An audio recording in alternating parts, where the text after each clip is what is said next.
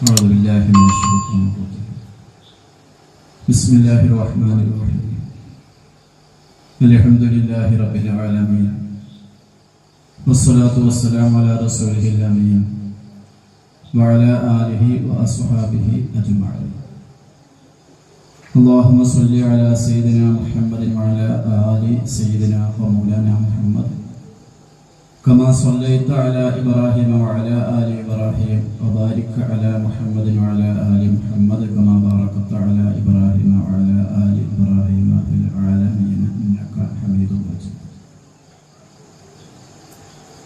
أعوذ بالله من الشيطان الرجيم بسم الله الرحمن الرحيم ووصى بها إبراهيم بنيه ويعقوب يا بني إن الله اصطفى لكم الدين فلا تموتن إلا وأنتم مسلمون صدق الله مولانا العلي العظيم.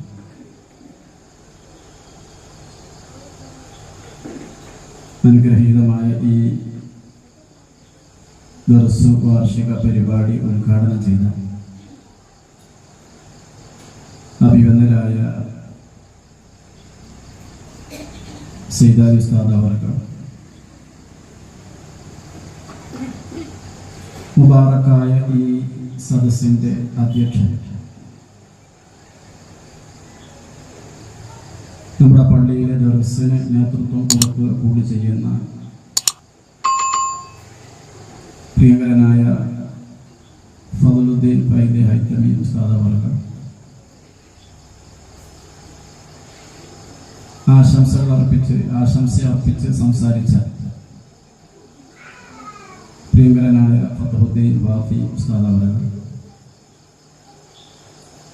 സ്വാഗതം ആശംസിച്ച മഹല്ല് general secretary കൂടിയായ ബഹുമാന്യനായ മൂസ ഹാജി,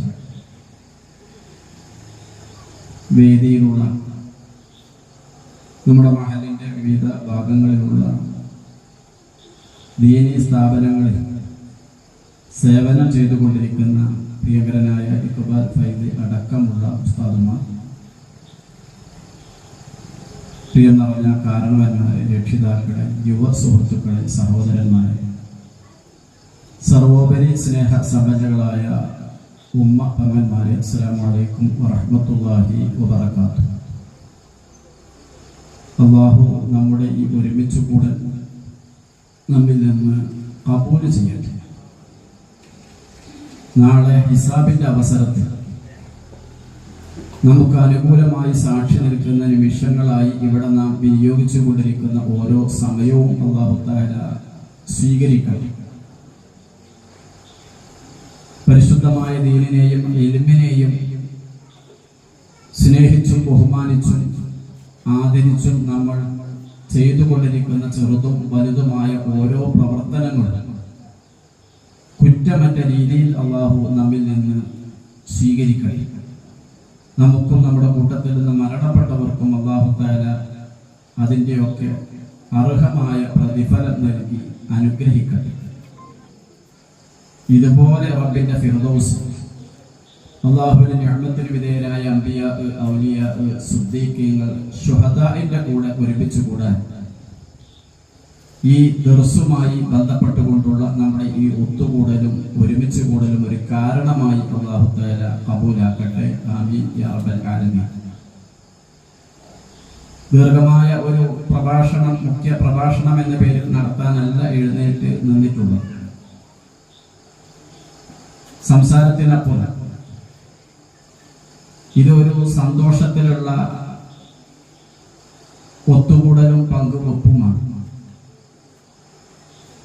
2 വർഷങ്ങൾക്ക് മുമ്പ് നമ്മുടെ പ്രിയങ്കരനായ ഫളുദ്ദീൻ ഫൈദി ഉസ്താദിന്റെ നേതൃത്വത്തിൽ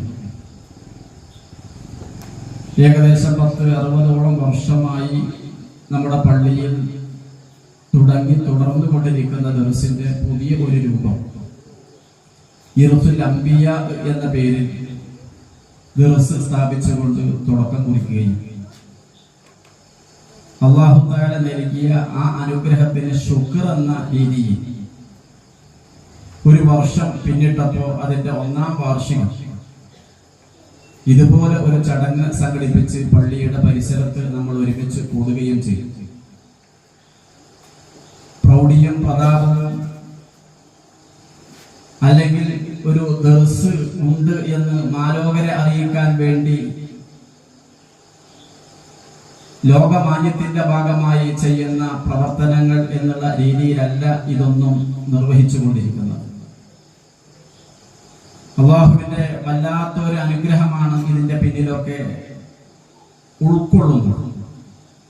പലപ്പോഴും അതിന്റെ അർഹിക്കുന്ന രൂപത്തിൽ ആലോചിക്കാനോ വിലയിരുത്താനോ അവലോകനം ചെയ്യാനോ നമുക്ക് സാധിക്കാറില്ല എന്ന് മാത്രം. ഇവിടെ പരാമർശിക്കപ്പെട്ടതുപോലെ ദർസുകൾ എന്ന് പറയുന്നത് ഇൽമിന്റെ കേന്ദ്രമാണ്. ഇൽമ് അല്ലാഹുവിന്റെ നൂറാണ്. ഈ നൂറ് അല്ലാഹു തആല കൊടുക്കുന്നത് തിരഞ്ഞെടുക്കപ്പെട്ട ആളുകൾക്കാണ്. എല്ലാവർക്കും അല്ലാഹു ഈ നൂറ് കൊടുക്കില്ല. ഇപ്പൊ ഇവിടെ തന്നെ നമ്മുടെ ദർസിന്റെ പേര് തന്നെ ഇർസുൽ അംബിയ എന്നാണ്. അധ്യക്ഷ ആമുഖ പ്രസംഗത്തിൽ അൽ ഉലമാഉ വറസത്തുൽ അംബിയ എന്ന മുത്തുനബി സ്വല്ലല്ലാഹു അലൈഹി വസല്ലമ തങ്ങളുടെ തിരുവാക്യം ഈ വേദിയിൽ കേൾപ്പിച്ചിട്ടുണ്ട്. നമുക്കൊക്കെ സുപരിചിതമായ ഒരു ഹദീസ് കൂടിയാണ്. പണ്ഡിതന്മാരെ ഉലമാഇനെ അംബിയാഇന്റെ അനന്തരാവകാശികളായിട്ടാണ് മുത്തുനബി സ്വല്ലല്ലാഹു അലൈഹി വസല്ലമ തങ്ങൾ ഉമ്മത്തിന് പഠിപ്പിച്ച് കൊടുത്തിട്ടുള്ളത്. ഈ ഇൽമ്, ഈ നൂറ് അല്ലാഹു തആല കൊടുക്കാൻ വേണ്ടി അല്ലാഹു തിരഞ്ഞെടുക്കുകയാണ് ചെയ്യുന്നത്. യൂത്തിൽ ഹിക്മത മയ്യശ, അങ്ങനെ തന്നെ പരിശുദ്ധമായ ഖുർആൻ സൂറത്ത് അൽ ബഖറയിൽ പരാമർശിക്കുന്നുണ്ട്. ഹിക്മത്ത് അല്ലാഹു നൂറാകുന്ന ഹിക്മത്തിനെ, ഇൽമിനെ അല്ലാഹു തആല കൊടുക്കുന്നത് എല്ലാവർക്കുമല്ല, മയ്യശ അവൻ ഉദ്ദേശിക്കുന്നവർക്കാണ്. തുടർന്നുകൊണ്ട് അല്ലാഹു തആല പറയുന്നത് വമൻ യൂതൽ ഹിക്മത ഫഖദ് ഊതിയ ഖൈറൻ കസീറ. ഈ ഹിക്മത്ത് നൽകപ്പെട്ടാലോ ആ നൽകപ്പെടുന്നതിലൂടെ അല്ലാഹു തആല കൊടുക്കുന്നത് വലിയ ഖൈറാണ്. ഒരുപാട് വിശദീകരിക്കേണ്ടതാണ്, ഞാൻ അതിന് ഈ സമയം വിനിയോഗിക്കുന്നില്ല. പരിശുദ്ധമായ ഇൽമുമായി ബന്ധപ്പെട്ട് അല്ലാഹുവിന്റെ നൂറുമായി ബന്ധപ്പെട്ടുകൊണ്ടുള്ള അതിന്റെ വലിപ്പവും അതിന്റെ മഹത്വവും മനസ്സിലാക്കുന്നതിന് വേണ്ടി പരിശുദ്ധമായ ഖുർആൻ പലയിടങ്ങളിൽ പല രൂപത്തിൽ പരാമർശിച്ച വാക്യങ്ങളുടെ കൂട്ടത്തിലുള്ള നമുക്കൊക്കെ സുപരിചിതമായ ഒരായത്തിന്റെ ഒരു ഭാഗമാണ്. അതുകൊണ്ട് തന്നെ അല്ലാഹു തആല ഹിക്മത്ത് കൊടുക്കാൻ വേണ്ടി, ഇൽമു കൊടുക്കാൻ വേണ്ടി, അല്ലാഹുവിന്റെ നൂറ് കൊടുക്കാൻ വേണ്ടി അല്ലാഹു തആല അവന്റെ അടിയാറുകളിൽ നിന്ന്, വിശ്വാസികളായ മുഅ്മിനുകളായ അടിമകളിൽ നിന്ന് അല്ലാഹു തആല പ്രത്യേകം തിരഞ്ഞെടുക്കുകയാണ് ചെയ്യുന്നത്. ഏതുപോലെ അല്ലാഹു അവന്റെ അംബിയാഇനെ തിരഞ്ഞെടുക്കുന്നല്ലോ. 1,24,000 മഹാന്മാരായ പ്രവാചകന്മാരുടെ എണ്ണമെന്ന് മുത്തുനബി സ്വല്ലല്ലാഹു അലൈഹി വസല്ലമ തങ്ങളുടെ ഒരു തിരുവചനം, ഒരു ഹദീസ് കിതാബുകളിൽ കാണാൻ കഴിയും. ഈ 1,24,000 വരുന്ന പ്രവാചകന്മാരുടെ എണ്ണം നമ്മൾ കേൾക്കുമ്പോൾ, അത് നമ്മൾ മനസ്സിലാക്കുമ്പോൾ അതിന്റെ കൂടെ നമ്മൾ ചേർത്ത് വായിക്കേണ്ടത് ഈ 1,24,000 അല്ലെങ്കിൽ 1.5 ലക്ഷം എന്ന് നമുക്ക് ഒന്നിച്ച് പറയാൻ പറ്റുന്ന ഈ സംഖ്യ അത് എവിടെ നിന്നുണ്ടായതാണ്? മഹാനായ അബുൽ ബസർ ആദം നബി അലൈഹിസ്സലാം മുതൽ മഹാനായ റസൂലുള്ളാഹി സ്വല്ലല്ലാഹു അലൈഹി വസല്ലമ തങ്ങൾ വരെയുള്ള കാലഘട്ടങ്ങളിൽ ജീവിച്ച മനുഷ്യ സമൂഹത്തിൽ നിന്നാണ് ഈ 1,24,000 എന്ന് പറയുന്ന പ്രവാചകന്മാരെ അല്ലാഹു തആല തിരഞ്ഞെടുക്കുന്നത്. ആദം നബി അലൈഹിസ്സലാം മുതൽ മഹാനായ റസൂലുള്ളാഹി സ്വല്ലല്ലാഹു അലൈഹി വസല്ലമ തങ്ങൾ വരെയുള്ള കാലഘട്ടങ്ങളിൽ എത്ര മനുഷ്യന്മാർ ലോകത്ത് കഴിഞ്ഞു പോയി. അത്രയും കാലത്തിനുള്ളിൽ ജനിച്ച് മരിച്ചുപോയ മനുഷ്യന്മാരുടെ എണ്ണം പറയാൻ ആർക്കാണ് സത്യത്തിൽ കഴിയുക? നമ്മുടെ കഴിവുകളുടെ ഒരു പരാമർശം എന്നുള്ള നിലക്ക് അറ്റമില്ലാത്ത കോടി മനുഷ്യന്മാർ ആദം നബി അലൈഹിസ്സലാം മുതൽ അന്ത്യപ്രവാചകർ വരെയുള്ള കാലഘട്ടങ്ങളിൽ കഴിഞ്ഞു പോയി എന്ന് നമുക്ക് സൗകര്യത്തിന് വേണ്ടി പറയാൻ പറ്റും. എങ്കിൽ നമ്മൾ ഈ സമയത്ത് ആലോചിക്കേണ്ടത്, ഈ അറ്റമില്ലാത്ത കോടി മനുഷ്യന്മാരുടെ കൂട്ടത്തിൽ നിന്ന് അല്ലാഹു തആല നബുവത്ത് നൽകി തെരഞ്ഞെടുത്തിരിക്കുന്നത് കേവലം 1.5 ലക്ഷത്തിൽ താഴെ വരുന്ന മഹത്തുക്കളായ മനുഷ്യരെയാണ്. ഇത് ചേർത്ത് വെച്ചിട്ട് വേണം നമ്മൾ നബി സല്ലല്ലാഹു അലൈഹി വസല്ലം തങ്ങൾ ഉലമാഇനെ ഇൽമു കൊടുത്ത വിഭാഗത്തെ കുറിച്ച് പറഞ്ഞ ഹദീസിനെ നമ്മൾ മനസ്സിലാക്കണം. അംബിയ അറ്റമില്ലാത്ത കോടി വരുന്ന മനുഷ്യരുടെ കൂട്ടത്തിൽ നിന്ന് കേവലം 1.5 ലക്ഷത്തിൽ താഴെ വരുന്നവരെയാണ് അല്ലാഹു തആല പ്രവാചകത്വം നൽകി അനുഗ്രഹിച്ചതെങ്കിൽ ആ പ്രവാചകത്വത്തിന്റെ ബാക്കിയാണ്, റിസാലത്തിന്റെയും നുബുവത്തിന്റെയും ബാക്കിയാണ് പിന്നീട് ഇൽമ് എന്ന് പറഞ്ഞ് ലോകത്ത് നിലനിൽക്കുന്നത്. നേരത്തെ ഇവിടെ പരാമർശിച്ചത് മഹാനായ മലക്ക് മുഖറബുൽ അംലാക്ക് മലക്ക് ജിബ്രീൽ അലൈഹിസ്സലാമിലൂടെ അല്ലാഹു അവന്റെ പ്രവാചകന്മാർക്ക് നൽകിയ ഇൽമാണ് ഹിക്മത്തായും ഇൽമായും വഹിയാണ് ഇൽമായും ഹിക്മത്തായും ലോകത്ത് നിലനിൽക്കുന്നത്. ഇത് കൊടുക്കാൻ വേണ്ടി അല്ലാഹു തആല എല്ലാവർക്കും കൊടുക്കുകയല്ല ചെയ്യുന്നത്. നുബുവത്തിനും റിസാലത്തിനും വേണ്ടി അല്ലാഹു തആല അവന്റെ ഇഷ്ടദാസന്മാരെ തെരഞ്ഞെടുത്തതുപോലെ അല്ലാഹുവിന്റെ ഇൽമാകുന്ന ഹിക്മത്താകുന്ന നൂറ് കൊടുക്കാനും അല്ലാഹു തആല പ്രത്യേകമായി തെരഞ്ഞെടുക്കുകയാണ് ചെയ്യുന്നത്. ഈ തെരഞ്ഞെടുക്കപ്പെട്ടവരാണ് ഉലമ എന്ന് പറയുന്നത്. നമ്മളെയൊക്കെ അല്ലാഹു തആല ഇൽമിന്റെ വാഹകരും ഇൽമിനെ സ്നേഹിക്കുന്നവരുമാക്കി അല്ലാഹു തആല ഇഷ്ടപ്പെടണം. കൂടുതൽ കാലം പരിശുദ്ധമായ ഇൽമിന്റെ വഴിയിൽ അർഹതക്കനുസരിച്ചുകൊണ്ട് അവനവന്റെ വിഹിതമനുസരിച്ചുകൊണ്ട് അവസാന ശ്വാസം വരെയും ഖിദ്മത്ത് ചെയ്യാനുള്ള തൗഫീഖ് നൽകി അല്ലാഹു തആല നമ്മയൊക്കെ അനുഗ്രഹിക്കട്ടെ. ഞാൻ സൂചിപ്പിക്കുന്നത് ഇങ്ങനെ പ്രത്യേകമായ ഒരു തെരഞ്ഞെടുപ്പ് ഇൽമുമായി ബന്ധപ്പെട്ടുകൊണ്ടുണ്ടാകുന്നുണ്ട്. അങ്ങനെ തെരഞ്ഞെടുക്കപ്പെടുമ്പോഴേ അല്ലാഹു തആല തെരഞ്ഞെടുക്കുമ്പോഴേ ഒരാൾക്ക് ആലിമാകാൻ കഴിയും. ഇതേ തെരഞ്ഞെടുപ്പ് തന്നെയാണ് ഇൽമിനെ സ്നേഹിക്കുന്ന കാര്യത്തിലും ഉണ്ടാകുന്നത്. അല്ലാഹു പ്രത്യേകമായി തെരഞ്ഞെടുത്ത ഒന്നിനെ സ്നേഹിക്കണമെങ്കിലും അതിന്റെ പരിചാരകരാകണമെങ്കിലും അതിന് പിന്തുണ കൊടുക്കണമെങ്കിലും അതിന്റെ ഒത്താശ ചെയ്യുന്നവരാകണമെങ്കിലും ഒക്കെ ഈ പറയുന്ന രൂപത്തിലുള്ള അള്ളാഹുവിന്റെ പ്രത്യേകമായ സെലക്ഷൻ, പ്രത്യേകമായ തെരഞ്ഞെടുപ്പ് ഉണ്ടാകേണ്ടതുണ്ട്. അതുകൊണ്ടാണ് ദർസ് നടത്താൻ കിട്ടുന്ന അവസരങ്ങൾ, ഇൽമു പഠിക്കാൻ കിട്ടുന്ന സന്ദർഭങ്ങൾ ഈ മുതഅല്ലിമുകളെയും ആലിമുകളെയും മുഅല്ലിമുകളെയും ഇൽമിന്റെ ആളുകളെയും പരിചരിക്കാനും അവരെ സഹായിക്കാനും അവർക്ക് ആവശ്യമായി ഒത്താശ ചെയ്തു കൊടുക്കാനും കിട്ടുന്ന സന്ദർഭങ്ങൾ, ഇതൊക്കെ അല്ലാഹു തആല ഇഷ്ടപ്പെട്ട ആളുകൾക്ക് ഔദാര്യമായി കൊടുക്കുന്ന, ഓശാരമായി കൊടുക്കുന്ന സമ്മാനങ്ങളാണ്. ആ സമ്മാനമാണ് ഇവിടെ ഒരുമിച്ച് കൂടിയ നമുക്ക് കിട്ടിയിരിക്കുന്നത് എന്ന തിരിച്ചറിവ് ഈ സമയത്ത് ഉണ്ടാകുന്നത്.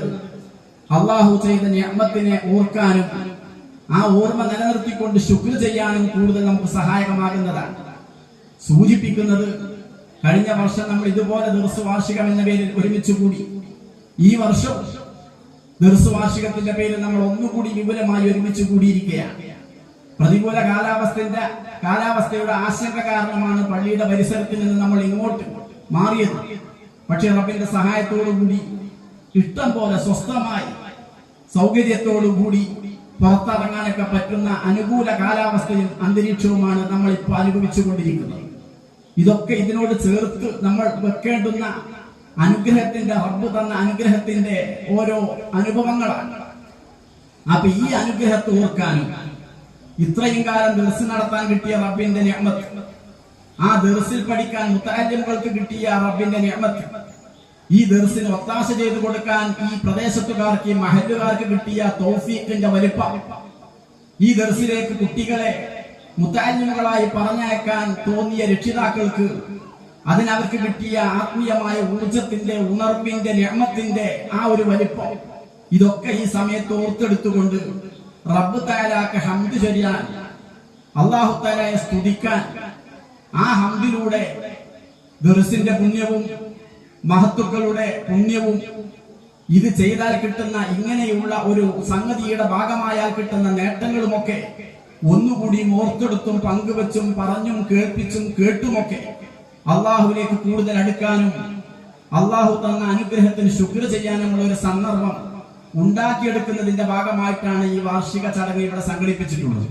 ഇതിലൂടെ നമ്മൾ പ്രതീക്ഷിക്കുന്നത് കഴിഞ്ഞ 2 വർഷമായി ഇതിന്റെ ഭാഗമായി നടന്നുകൊണ്ടിരിക്കുന്ന പ്രവർത്തനങ്ങൾ റബ്ബിന്റെ സഹായത്തോടുകൂടി കൂടുതൽ രീതിയിൽ ചെയ്യാൻ നമുക്ക് കഴിയണം. പഠിക്കുന്ന കുട്ടികൾക്ക്, മുതഅല്ലിമുകൾക്ക് കൂടുതൽ ഉന്മേഷത്തോടുകൂടി പഠിക്കാനുള്ള ശേഷിയും അള്ളാഹുവിന്റെ ഇൽമാകുന്ന ഹിക്മത്താകുന്ന നൂറ് ആവാഹിച്ചെടുക്കാനുള്ള അവരുടെ സിദ്ധിയും അത് മുൻ വർഷത്തെക്കാൾ ഒന്നുകൂടി ഈ വാർഷിക ചടങ്ങോടുകൂടി അത് ഇതിന്റെ ബർക്കത്ത് കൊണ്ട് അവർക്കതിന് സാധിക്കണം. ദർസ് നടത്തിക്കൊണ്ടിരിക്കുന്ന ഉസ്താദുമാർ, ആ ഉസ്താദുമാർക്ക് കൂടുതൽ അതിനുള്ള കഴിവും അതിനുള്ള ശേഷിയും ബുദ്ധിപരവും വൈജ്ഞാനികവുമായ അതിന്റെ മികവ് റബ്ബിന്റെ ഭാഗത്ത് നിന്ന് ഔദാര്യമായി ഓശാരമായി കിട്ടുന്ന അനുഭവങ്ങളായി ഈ അനുഗ്രഹം കൂടുതൽ മാറേണ്ടതുണ്ട്.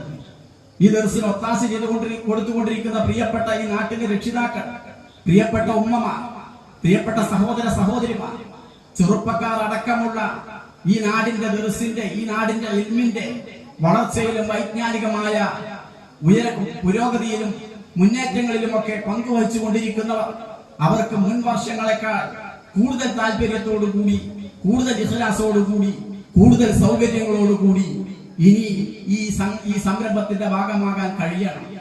ഇതൊക്കെ ഉദ്ദേശിച്ചുകൊണ്ടാണ് ഇങ്ങനെയുള്ള ഒത്തുകൂടൽ നടക്കുന്നത്.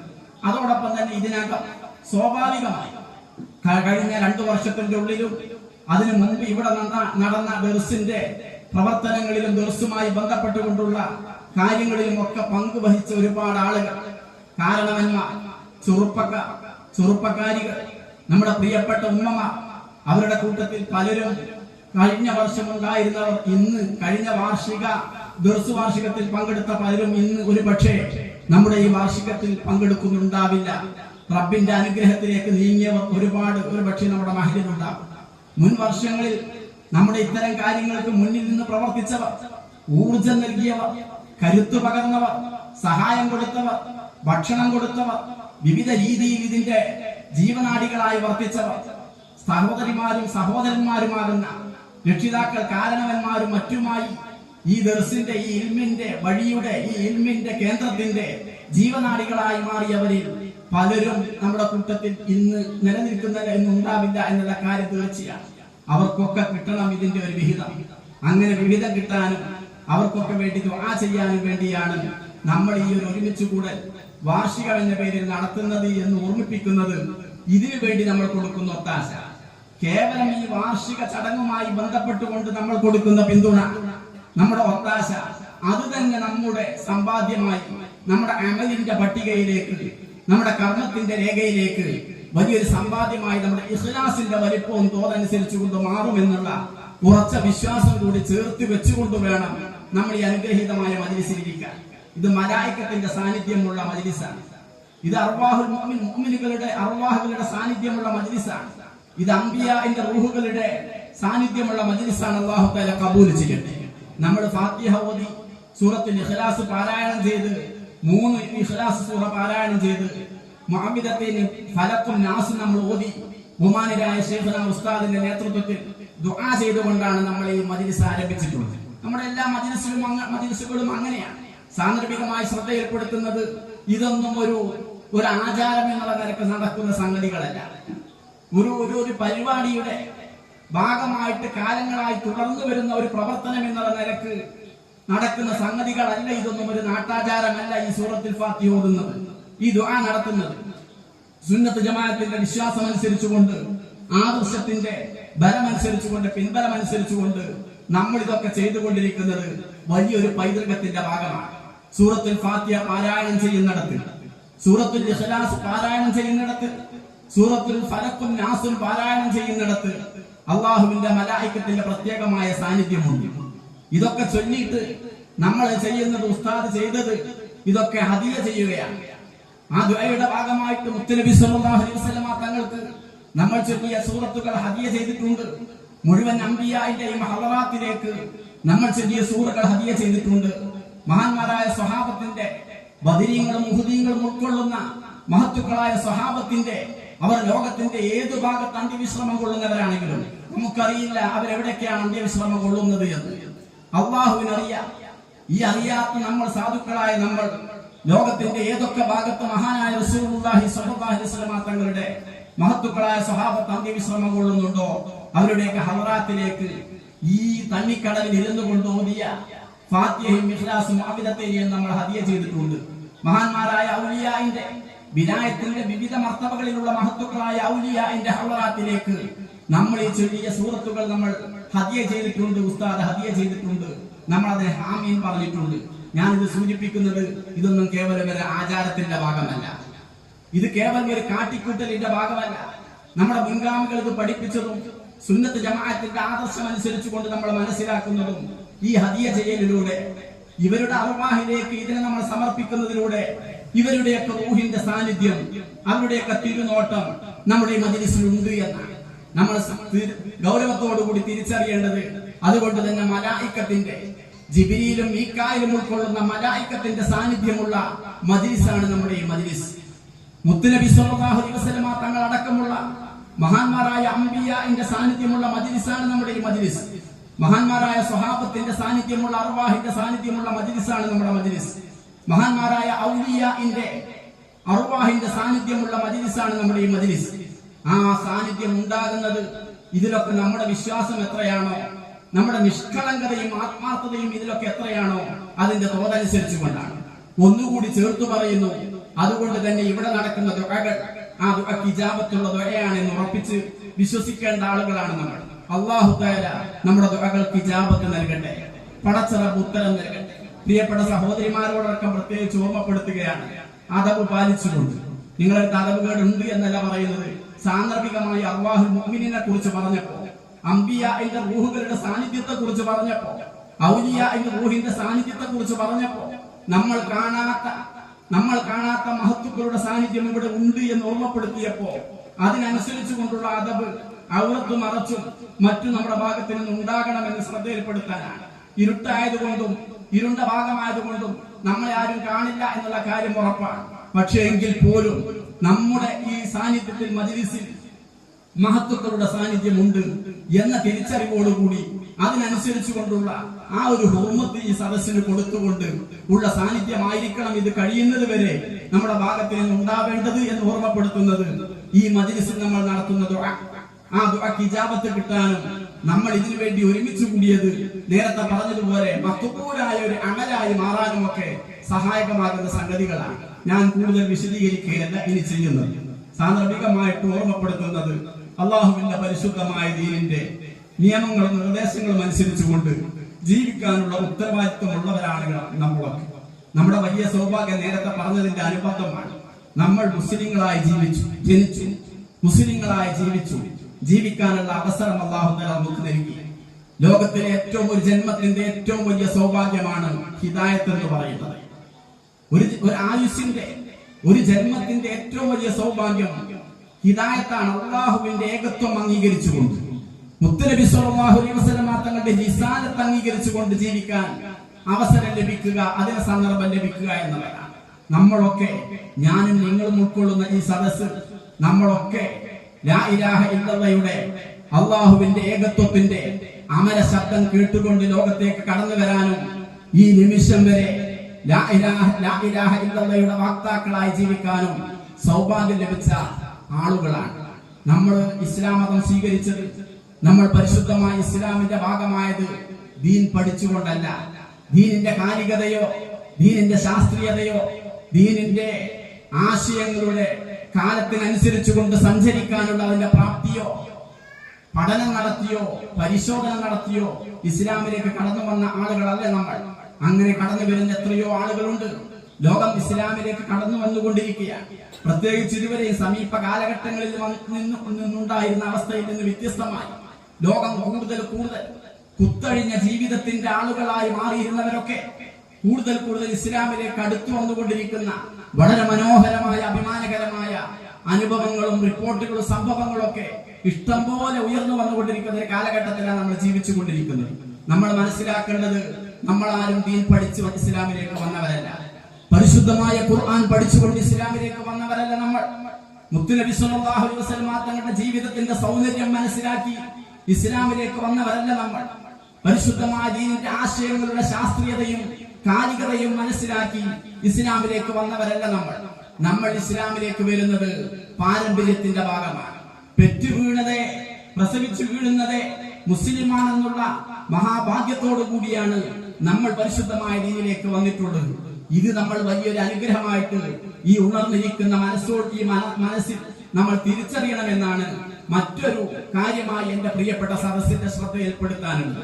ഞാൻ ആമുഖമായി ഓതി വെച്ച ആയത്ത് സൂറത്തു അൽ ബഖറയിലെ ഒരു ആയത്താണ്. മഹാനായ ഇബ്രാഹിം നബി അലൈഹിസ്സലാം, മഹാനായ യാക്കൂബ് നബി അലൈഹിസ്സലാം, പൂർവ്വ പ്രവാചകന്മാരെ പരിശുദ്ധമായ ഖുർആൻ പറയുന്നുണ്ട്. 25ഓളം പ്രവാചകന്മാരെ പരിശുദ്ധമായ ഖുർആൻ പരാമർശിച്ചിട്ടുണ്ട്. ചില പ്രവാചകന്മാരുടെയൊക്കെ പേരുകൾ ആവർത്തിച്ചു പറയുന്നുണ്ട്. ചില പ്രവാചകന്മാരുടെ ചരിത്രം ആവർത്തിച്ചു പറയുന്നുണ്ട്. ചില പ്രവാചകന്മാരുടെ സമുദായത്തെ കുറിച്ച് പരിശുദ്ധമായ ഖുർആൻ ആവർത്തിച്ചു പറയുന്നുണ്ട്. ഏത് പ്രവാചകനെ കുറിച്ച് പറഞ്ഞാലും, ഏത് പ്രവാചകന്റെ കൗമിനെ കുറിച്ച് പരിശുദ്ധമായ ഖുർആൻ പറഞ്ഞാലും ആ പരാമർശത്തിലൂടെ ഖുർആൻ പഠിക്കുന്നവരെ സംബന്ധിച്ചിടത്തോളം കിട്ടുന്ന വലിയ ഒരു പാഠം ഇസ്ലാമിലേക്ക് അടുക്കാൻ, അള്ളാഹുവിലേക്ക് അടുക്കാൻ, അള്ളാഹുവിന്റെ നിയമങ്ങളിലേക്ക് അടുക്കാൻ, ആ നിയമങ്ങളുടെയും മാർഗനിർദ്ദേശങ്ങളുടെയും ചട്ടക്കൂടിനകത്ത് ജീവിക്കാൻ ഉള്ള താല്പര്യവും കാഴ്ചപ്പാടുമാണ് പരിശുദ്ധമായ ഖുർആൻ അതിലൂടെയൊക്കെ നൽകുന്നത്. ഇബ്രാഹിം ബനീഹി വയാഖൂബ്, സൂറത്തുൽ അൽ-ബഖറയിൽ ഞാൻ ഓതി വെച്ച ആയത്ത് അങ്ങനെയാണ്. ഇബ്രാഹിം ബനീഹി വയാഖൂബ്. ഈ മില്ലത്ത് കൊണ്ട്, ഇസ്ലാമിക മില്ലത്ത് കൊണ്ട്, ലാ ഇലാഹ ഇല്ലല്ലാഹ് എന്ന തൗഹീദിന്റെ ആശയങ്ങളുടെ സമാഹാരം കൊണ്ട് ഇബ്രാഹിം നബി അലൈഹിസ്സലാം ഉപദേശിച്ചു തന്റെ മക്കളെ. യാക്കൂബ് നബി അലൈഹിസ്സലാം ഉപദേശിച്ചു തന്റെ മക്കളെ. എപ്പോഴായി ഉപദേശം? വഫാത്തിന്റെ ഘട്ടത്തിലാണ്. ഖലീലുല്ലാഹി ഇബ്രാഹിം നബി അലൈഹിസ്സലാമിന്റെ അന്ത്യഘട്ടത്തിൽ ഖലീലുല്ലാഹി ഇബ്രാഹിം നബി അലൈഹിസ്സലാം മക്കൾക്ക് കൊടുത്ത ഉപദേശം, ആ ഉപദേശം മില്ലത്ത് ഇസ്ലാമിൽ നിലനിൽക്കണമെന്നായിരുന്നു. യാക്കൂബ് നബി അലൈഹിസ്സലാം തന്റെ മക്കൾക്ക് കൊടുത്ത ഉപദേശം, യാ ബനിയ ഇന്നല്ലാഹ അസ്തഫാ ലക്കുമുദ്ദീന, മക്കളെ നിങ്ങൾക്ക് ഈ ദീൻ അല്ലാഹു തആല തെരഞ്ഞെടുത്ത് തന്നിരിക്കുന്നു. യാക്കൂബ് നബി സ്വന്തം മക്കളോട് വഫാത്തിന്റെ ഘട്ടത്തിൽ, ദേഹവിയോഗത്തിന്റെ ഘട്ടത്തിൽ ചുറ്റും കൂടി നിൽക്കുന്ന മക്കളോട് കൊടുത്ത ഉപദേശം ഓർമ്മപ്പെടുത്തൽ ഇതായിരുന്നെന്ന് പരിശുദ്ധമായ ഖുർആൻ പറയുന്നു.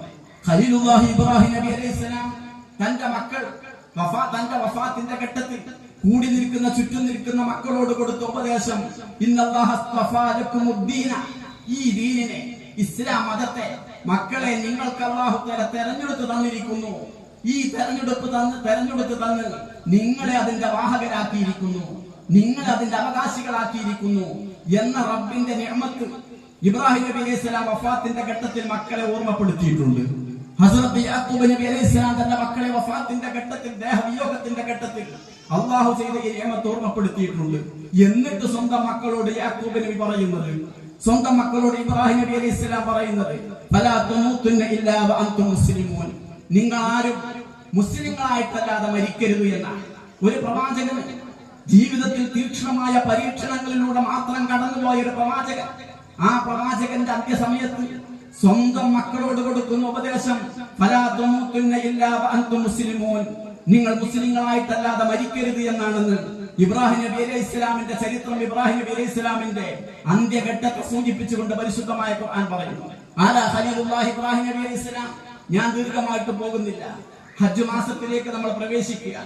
ഇബ്രാഹിം നബി അലൈഹി ഇസ്ലാമിന്റെ, ഖലീലുല്ലാഹിയുടെ ഇബ്രാഹിമി കുടുംബത്തിന്റെ ത്യാഗവും, ഇബ്രാഹിമി കുടുംബത്തിന്റെ ജീവിതത്തിന്റെ ത്യാഗങ്ങൾ നിറഞ്ഞ സംഭവങ്ങളും കൂടുതൽ അനുസ്മരിക്കുന്ന മുസ്ലിം ലോകം മുഴുവനായും ഓർമ്മിച്ചുകൊണ്ടിരിക്കുന്ന സമയമാണ് ഹജ്ജിന്റെ സമയം, ബലിപെരുന്നാളിന്റെ സമയം. ഇബ്രാഹിം നബിയുടെ ജീവിതത്തിൽ നേരിട്ട് അഭിമുഖീകരിച്ച പരീക്ഷണങ്ങളുടെ തീക്ഷണത നമ്മൾ ആലോചിച്ചു നോക്ക്. കടുത്ത പരീക്ഷണങ്ങൾ ഞാൻ വിശദീകരിക്കുകയല്ല. ഏകദേശം 4-5 രാഷ്ട്രങ്ങളിലായി പരന്നു കിടക്കുന്നതാണ് ഇബ്രാഹിം നബി അലൈഹി ഇസ്ലാമിന്റെ പ്രബോധന സഞ്ചാരം. ഇറാഖിലെ ഊരിലാണ് ജനനം, ബാബിലോണിനടുത്ത ഊരിലാണ് ജനനം. ഇറാഖിൽ ജനിച്ച മഹാനായ ഇബ്രാഹിം നബി അലൈഹി ഇസ്ലാം തന്റെ സഞ്ചാരത്തിന്റെ ഭാഗമായി ഈജിപ്തിലെത്തുന്നുണ്ട്, തന്റെ സഞ്ചാരത്തിന്റെ ഭാഗമായി ഷാമിലെത്തുന്നുണ്ട്, തന്റെ സഞ്ചാരത്തിന്റെ ഭാഗമായി ഫലസ്തീനിലെത്തുന്നുണ്ട്, തന്റെ സഞ്ചാരത്തിന്റെ ഭാഗമായി സൗദി അറേബ്യയിൽ വിശുദ്ധമായ മക്കയിലെത്തുന്നുണ്ട്. ഇന്ന് 4-5 രാഷ്ട്രങ്ങളിലായി പരന്നു കിടക്കുന്നതാണ് മഹാനായ ഖലീലുല്ലാഹി ഇബ്രാഹിം നബി അലൈഹി ഇസ്ലാമിന്റെ പ്രബോധനത്തിന്റെ സഞ്ചാര മാർഗങ്ങൾ എന്ന് പറയുന്നത്, മാപ്പുകൾ എന്ന് പറയുന്നത്. ഇബ്രാഹിം നബി അലൈഹി ഇസ്ലാം കഠിനമായ ത്യാഗം സഹിച്ച മഹാവ്യക്തിത്വമാണ്. ഈ ഇബ്രാഹിം നബി കഴിഞ്ഞില്ല ഒരുപാട് സംഭവങ്ങൾ വിശദീകരിച്ചാൽ സമയം നീളും എന്നുള്ളത് കൊണ്ട് ഞാൻ അതിലേക്ക് കടക്കുന്നില്ല. ഈ ഇരുത്തത്തിൽ അംബിയാഇന്റെ അർവാഹിന്റെ സാന്നിധ്യം പ്രതീക്ഷിക്കുന്ന ഈ മജ്ലിസ്, ഔലിയാഇന്റെ അർവാഹിന്റെ സാന്നിധ്യം പ്രതീക്ഷിക്കുന്ന ഈ മജ്ലിസ്, മലായിക്കത്തിന്റെ സാന്നിധ്യം പ്രതീക്ഷിക്കുന്ന ഈ മജ്ലിസ് നമ്മൾ മനസ്സ് തുറക്കണം. അതിനുവേണ്ടി മാത്രമാണ് സൂചിപ്പിക്കുന്നത്. ഇങ്ങനെ അള്ളാഹുവിന്റെ കടുത്ത പരീക്ഷണങ്ങൾക്ക് വിധേയനായ മനുഷ്യൻ മഹാനായ ഇബ്രാഹിം നബി അലൈഹി സ്വലാം വഫാത്തിന്റെ ഘട്ടത്തിൽ പറയുന്നു, ഫലാ തമൂതുന്ന ഇല്ലാ വഅൻതും മുസ്ലിമൂൻ, മക്കളെ നിങ്ങൾ ആരും മുസ്ലിങ്ങളാകാതെ മരിക്കരുത്. ഇസ്ലാമിൽ നിന്ന് വ്യതിചലിക്കുന്ന സ്വഭാവം, ഇസ്ലാമിക നിയമനിർദ്ദേശങ്ങളിൽ നിന്ന് അകന്നു പോകുന്ന രീതി, പ്രിയപ്പെട്ട മക്കളെ നിങ്ങൾക്കുണ്ടാവരുതെന്ന് ഖലീലുല്ലാഹി ഇബ്രാഹിം നബി അലൈഹി സ്വലാം തന്റെ അവസാന ഘട്ടത്തിൽ ഉപദേശിച്ചു എന്ന് പരിശുദ്ധമായ ഖുർആൻ. യാക്കൂബ് നബി ആരാ? ജീവിതത്തിൽ എത്ര കടുത്ത പരീക്ഷണമാണ് മഹാനായ യാക്കൂബ് നബി അലൈഹി സ്വലാം നേരിട്ടത്.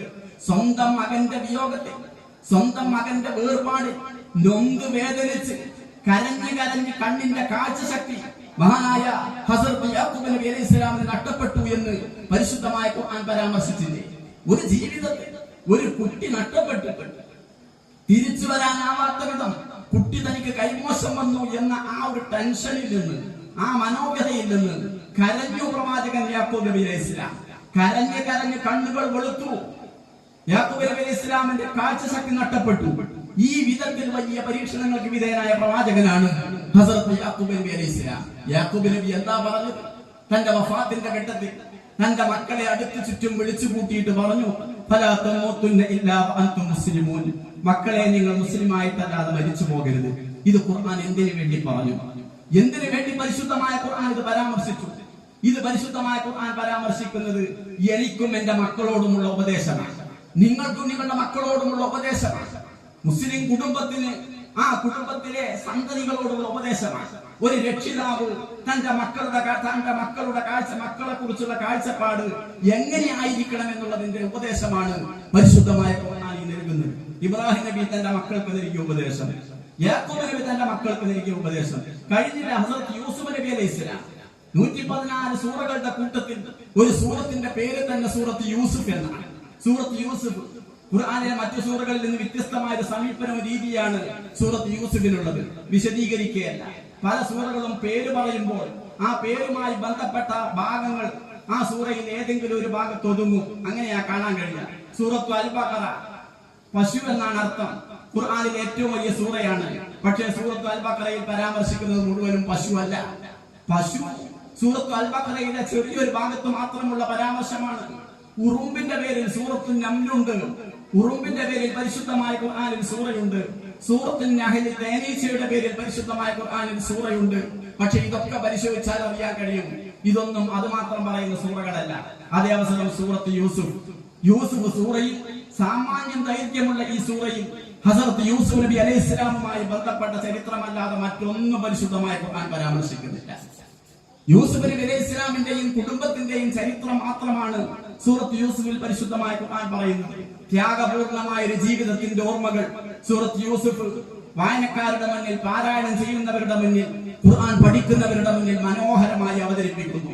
കൻആനിൽ യാക്കൂബ് എന്ന് പറയുന്ന പ്രവാചകന്റെ 12 മക്കളിൽ ഒരുവനായി ജനിക്കുകയും അങ്ങനെ സ്വന്തം പിതാവിന്റെ അരുമ സന്തതിയായി ജീവിച്ചുകൊണ്ടിരിക്കെ സ്വന്തം സഹോദരന്മാർക്ക് അസൂയ മൂത്ത്, ഈ സഹോദരന്മാർ അസൂയ മൂത്ത് പിതാവിൽ നിന്ന് ഈ മകൻ അകറ്റാനും നശിപ്പിക്കാനുമുള്ള ആലോചനകളും ആസൂത്രണങ്ങളും തീരുമാനങ്ങളും എടുത്ത് ആടുമേക്കാൻ വേണ്ടി കുറ്റിക്കാട്ടിലേക്ക് കൊണ്ടുപോകുന്നതും കുറ്റിക്കാട്ടിലെ പൊട്ടക്കിണറിലേക്ക് സ്വന്തം സഹോദരനെ ഈ സഹോദരന്മാർ യൂസുഫ് എന്ന് പറയുന്ന പ്രിയപ്പെട്ട പിതാവിന്റെ അരുമ സന്താനത്തെ വലിച്ചെറിയുന്നതും അതുവഴി വരുന്ന യാത്രക്കാർ മഹാനായ യൂസുഫ് എന്ന് പറയുന്ന ബാലനെ ഈ പൊട്ടക്കിണറിൽ നിന്ന് വലിച്ചു കയറ്റുന്നതും അങ്ങനെ യൂസുഫ് ഈജിപ്തിന്റെ അടിമച്ചന്തയിലെത്തുന്നതും അടിമച്ചന്തയിൽ നിന്ന് അസീസ് രാജാവിന്റെ കൊട്ടാരത്തിലേക്ക് എത്തുന്നത്, കൊട്ടാരത്തിൽ ജീവിച്ചുകൊണ്ടിരിക്കെ രാജ്ഞിയുടെ കുതന്ത്രങ്ങൾക്ക് വിധേയനാകാതെ അതിൽ നിന്ന് രക്ഷപ്പെട്ടുകൊണ്ട് കൊട്ടാരത്തിലെ രാജ്ഞിയുടെ ആവശ്യത്തിനും ഇംഗിതത്തിനും വഴങ്ങിക്കൊടുക്കാത്തതിന്റെ പേരിൽ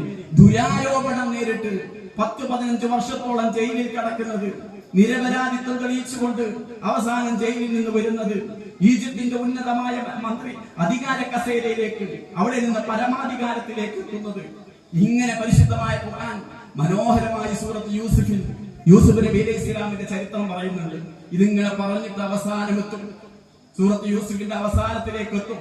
ആ ജീവിതം മഹാനായ യൂസുഫ് നബി അലൈഹി സ്വലാം തിരിഞ്ഞു നോക്കും.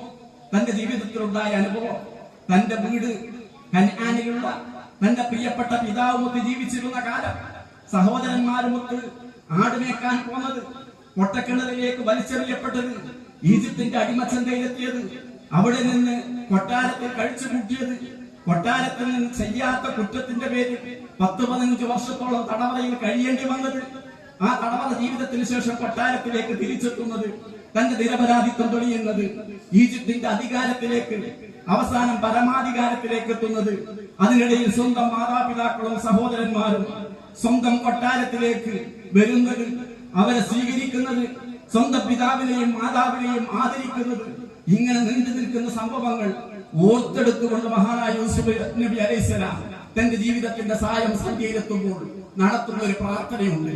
ആ പ്രാർത്ഥനയോടുകൂടിയാണ് ഏകദേശം ആ സൂറത്ത് യൂസുഫ് അവസാനിക്കുന്നത്. റബ്ബിഖദ് ആതൈതനീ മിനൽ മുൽക്ക്, റബ്ബിഖദ് ആതൈതനീ മിനൽ മുൽക്ക്. യൂസുഫ് നബി അലൈഹിസ്സലാം ജീവിതത്തിന്റെ സായം സന്ധ്യയിൽ ഇരുന്നു കൊണ്ട് തന്റെ കഴിഞ്ഞുപോയ കാലഘട്ടം ഓർമ്മിച്ചെടുത്തുകൊണ്ട് നടത്തുന്ന ദുആയാണ് റബ്ബിഖദ് ആതൈതനീ മിനൽ മുൽക്ക് വഅല്ലംതനീ മിൻ തഅ്വീലിൽ അഹാദീസ് ഫാത്തിറസ് സമാവാതി വൽ അർദ് അൻത വലിയ ഫിദ് ദുനിയ വൽ ആഖിറ തവഫനി മുസ്ലിമൻ വഅൽഹിഖനി ബിസ്സാലിഹീൻ. വല്ലാത്തൊരു ദുആയാണ്, കണ്ണു തുറപ്പിക്കേണ്ട ദുആയാണ്.